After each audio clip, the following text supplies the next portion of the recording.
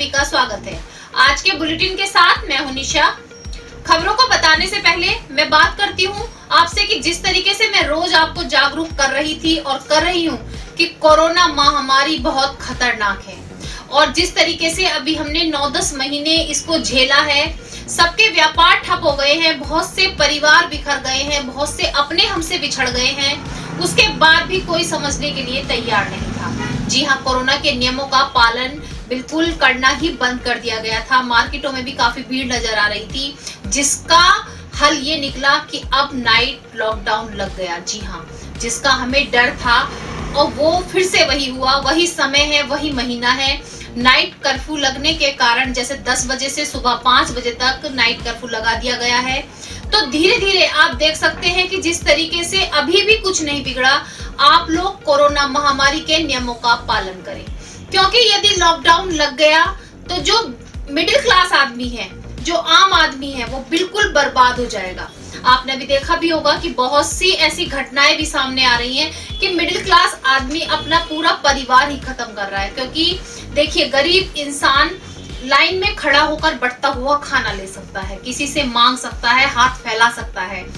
जो बड़े व्यक्ति होते हैं उनके पास जमा पूंजी इतनी होती है, जो बिल्डर्स होते हैं जिनके पास जमा पूंजी है, वो अपनी जमा पूंजी को अभी खा सकते हैं, लेकिन पिसेगा कौन? बीच वाला आदमी। जी हाँ, मध्यम वर्गीय आदमी।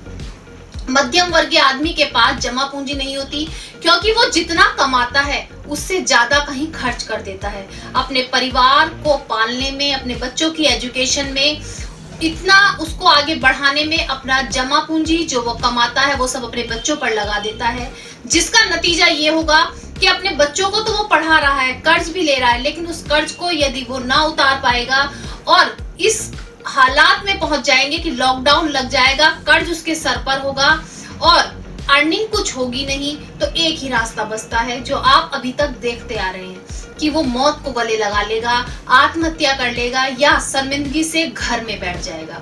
आपने देखा कि पिछले लॉकडाउन में जो इतना लंबा लॉकडाउन रहा, बहुत से परिवार ऐसे पूरे परिवार खत्म हो गए, जहर खाकर, आत्महत्या करके, फांसी लगा के। अभी कुछ दिन पहले भी मैंने आपको यही दिखाया टेंट व्यापारी का, कि पूरे परिवार के साथ उन्होंने आत्महत्या कर ली।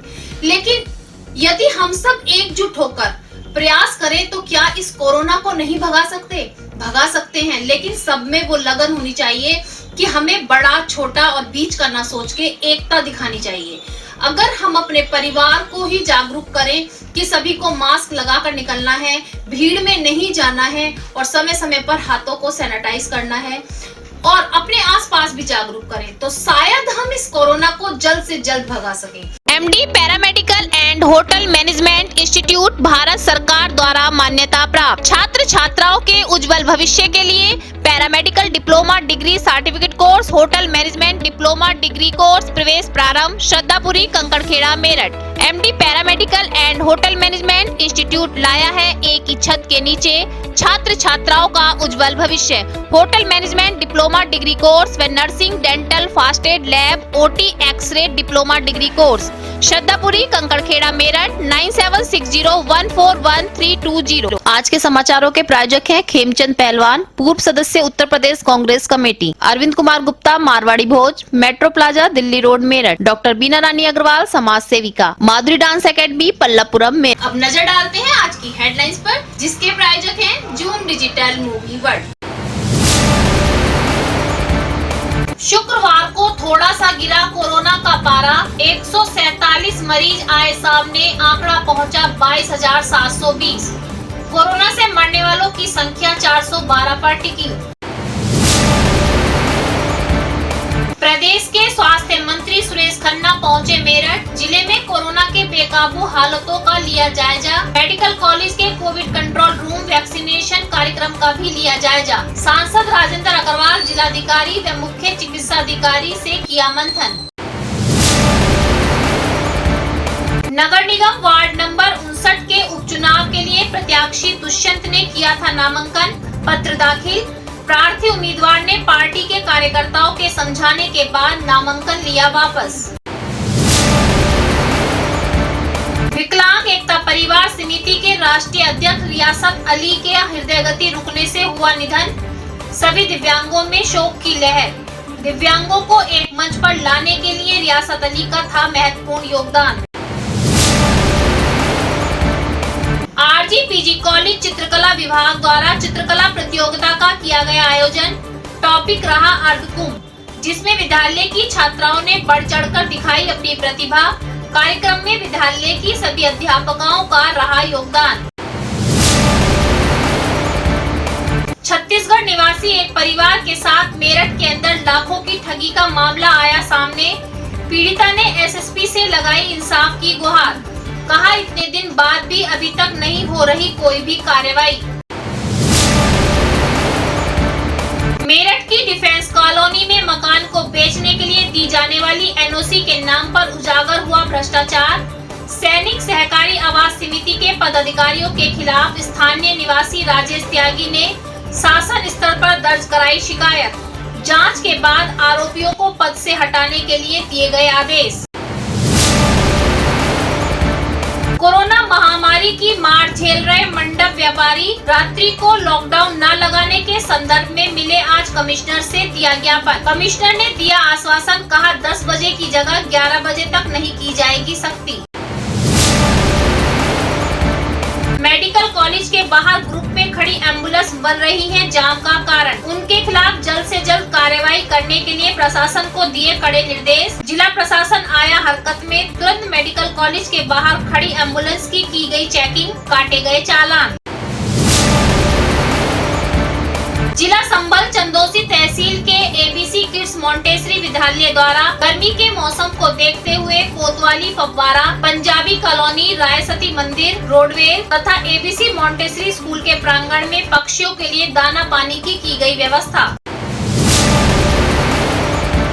जिला संबल नगर पंचायत नारौली के मोहल्ला साहूकारा में स्थित कस्बा पुलिस चौकी पर 14 अप्रैल को डॉक्टर भीमराव अंबेडकर की जयंती के बारे में गणमान्य नागरिकों ने की बैठक। एसओ ने कहा, कोरोना महामारी के चलते इस बार डॉक्टर भीमराव अंबेडकर की जयंती पर नहीं निकाली जाएगी शोभा यात्रा। अपने घर पर ही मोमबत्ती जलाकर मनाए बाबा साहब की जयंती। 11वें ऑल इंडिया विवेक पांडे क्रिकेट टूर्नामेंट का फाइनल खेला जाएगा 11 अप्रैल को, जिसमें विजेता टीम को पुरस्कार देकर किया जाएगा सम्मानित। आज मैच में हारी हुई टीमों को भी किया गया पुरस्कृत। अब खबरें विस्तार से। कोरोना के बढ़ते आंकड़ों से दहशत बढ़ती जा रही है। जी हां, सभी के दिल में तो दहशत है, सभी अधिकारी भी परेशान हैं। आज उसी को ध्यान में रखते हुए स्वास्थ्य मंत्री मेरठ पहुंचे और उन्होंने मेडिकल कॉलेज का वैक्सीनेशन जहां पर चल रहा था वहां का भी जायजा लिया। उन्होंने देखा और सभी अधिकारियों से बात भी की, साथ साथ मेडिकल कॉलेज के प्राचार्य से भी बात की। उन्होंने कहा कि जो अनावश्यक लोग यहाँ पर आ जा रहे हैं उन पर जल्द से जल्द रोक लगाई जाए। उनके साथ साथ आज सांसद राजेंद्र अग्रवाल, जिलाधिकारी और अधिकारी भी मौजूद रहे।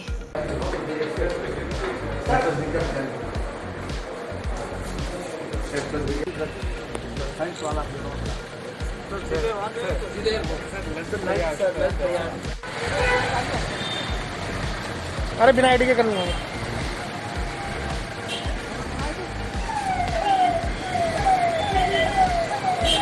आज खास तौर से विशेष रूप से कोविड के जो बढ़ते हुए केसेस हैं उसी के ऊपर सरकार पूरी तरीके से सतर्क है और इसी बात को लेकर मैं आज मेरा ये दौरा है। हमारे साथ हमारे विशेष सचिव चिकित्सा स्वास्थ्य श्री मन्नान साहब भी आए हैं और यहाँ की सभी व्यवस्थाएं चाक चौबंद रहें, ये मेरी पर्पस ऑफ विजिट है। कोशिश ये की जा रही है कि ज़्यादा से ज़्यादा लोगों को अवेयरनेस हो, ज़्यादा लोग इस वर्तमान का जो वायरस है ये पहले से ज़्यादा तीव्र मालूम होता है, केसेस भी बढ़ रहे हैं, तो उसको देखते हुए हम ज़्यादा से ज़्यादा चाहते हैं कि लोगों को इस बात की जानकारी हो और जो लोग सरकारी निर्देश पालन करें उनको तो कोरोना से बचाव होगा और जो लोग पालन नहीं करेंगे निश्चित रूप से ये पूरी तरीके से आशंका नहीं, संभावना है कि वो लोग भी संक्रमित हो सकते हैं। इसलिए हम आप लोगों के माध्यम से सारे लोगों से अपील करना चाह रहे हैं, पूरे मेरठ मंडल से और पूरे प्रदेश से, कि अगर सरकारी निर्देशों का पालन करेंगे, फिजिकल डिस्टेंसिंग मेंटेन करेंगे और हर हालत में मास्क का प्रयोग करेंगे, तभी आप कोरोना से बचाव संभव है। नगर निगम वार्ड वार्ड 59 के उपचुनाव के लिए तैयारियां पूरी हो चुकी हैं। सभी ने अपना नामांकन पत्र जारी कर दिया है। अब नामांकन पत्र वापस लेने की जो कार्यकारिणी है वो चल रही है। मैं आपको बताती चलूं, एक दुष्यंत नाम के जिन्होंने व्यक्ति ने नामांकन कराया था, आज उन्होंने अपना नामांकन वापस ले लिया। जब हमारी मेयर दर्शन की टीम ने उनसे बात की, नामांकन वापस लेने का कारण पूछा, तो उन्होंने बताया कि किसी मनमुटाव के कारण उन्होंने अपना नाम दाखिल कराया था, लेकिन अब कांग्रेस परिवार के साथ बातचीत होने के बाद उन्होंने अपना नामांकन वापस लिया है और जो कांग्रेस की ओर से प्रत्याशी खड़े हैं उनके समर्थन में अब वो साथ रहेंगे। मैंने आज अपना नामांकन पत्र वापस लिया है। वार्ड 59 जयदेव नगर से मैंने निर्दलीय रूप में अपना पर्चा दाखिल करा था और आज मैं उसे वापस ले रहा हूँ। क्यों ले रहे हैं, वहाँ पे क्या हुआ? देखिए, ऐसा है कि कोरोना काल चल रहा है। पार्टी से मैं पुराना ताल्लुकात रखता हूँ, मैं कार्य करता रहा हूँ, सिपाही रहा हूँ और मैंने निर्दलीय पर्चा भर दिया था।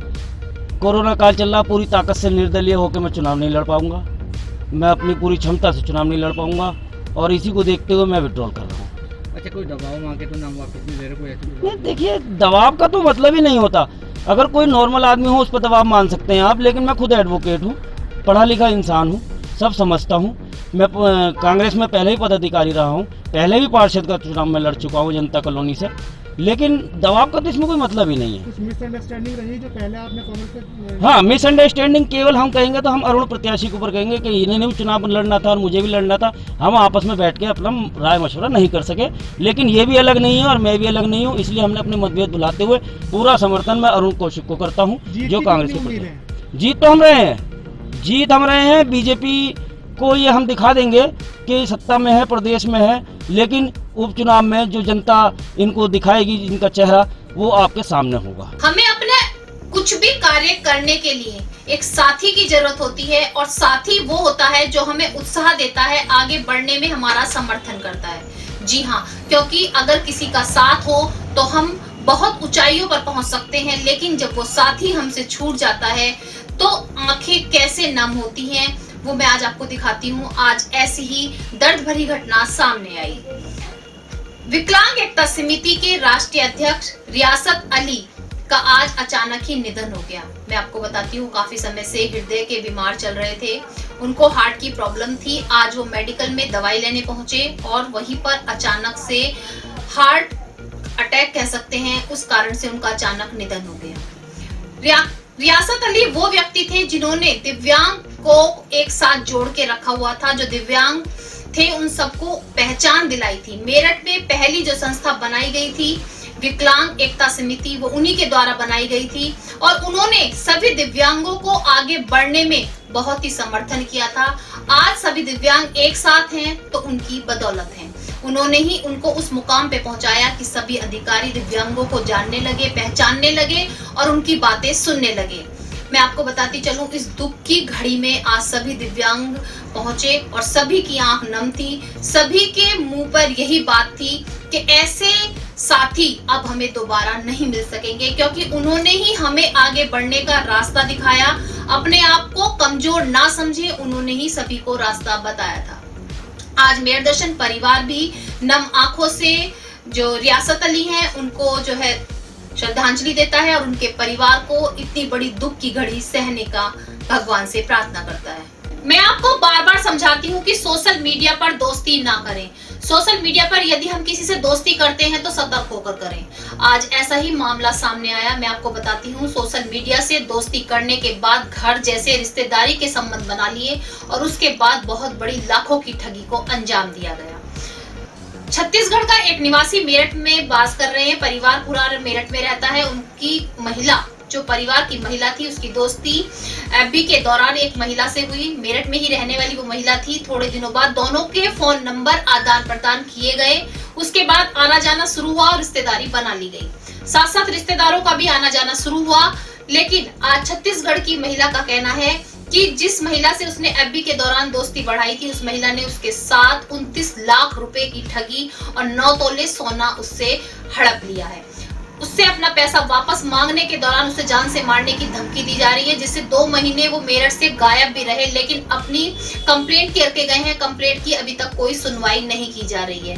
उनका कहना है कि जो आरोपी हैं वो अभी खुले घूम रहे हैं, सभी नंबर भी उसमें लेटर में दर्शाए गए हैं, लेकिन ठगी करने वाले व्यक्ति अभी तक खुले घूम रहे हैं, कोई भी कार्रवाई नहीं की गई। छत्तीसगढ़ के उस परिवार ने इंसाफ की गुहार लगाई और कहा कि जल्द से जल्द कार्रवाई की जाए और उनका पैसा उन्हें वापस दिलाया जाए। करण क्रिकेट एकेडमी द्वारा 11वें ऑल इंडिया विवेक पांडे मेमोरियल क्रिकेट टूर्नामेंट चल रहे हैं, जिसमें आज हारने वाली टीमों को पुरस्कृत किया गया। जी हाँ, मैं आपको बताती चलूं, जो टीमें खेल रही थी 11 टीमों ने भाग लिया था। मेरठ की टीमों के साथ साथ बाहर की टीमें भी आई हुई थी और अब फाइनल 11 अप्रैल को खेला जाएगा। उससे पहले जो टीमें आज मैच में हार गई उनको सबको पुरस्कृत किया गया।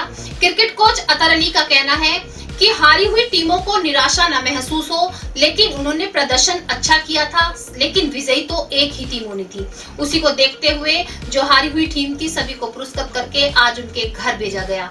क्रिकेट कोच अतर अली का कहना है कि मेरठ में छुपी हुई इतनी प्रतिभाएं हैं कि किसी और कह सकते हैं कि आसपास के देशों में भी नहीं है, और उनका जो क्रिकेट बार बार कराने का मकसद है वो यही है कि मेरठ की छुपी हुई प्रतिभाओं को बाहर निकालना और उनको आगे बढ़ाने का प्रयास करना। इंस्टीट्यूशन है जिसमें हापुड़ और किले से टीमें आई हैं, और जो टीमें हार गई हैं अब तक इस टूर्नामेंट में, जो लीग मैचेस अपने हार चुकी हैं, उनको आज प्राइज डिस्ट्रीब्यूशन कर दिया गया है।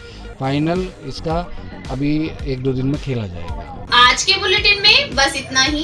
तेज और ताजा खबरें जानने के लिए देखते रहिए मेरठ दर्शन। यदि आप भी हमारे साथ जुड़ना चाहते हैं तो नीचे दिए गए नंबर पर संपर्क करें और सब्सक्राइब करें MD न्यूज मेरठ।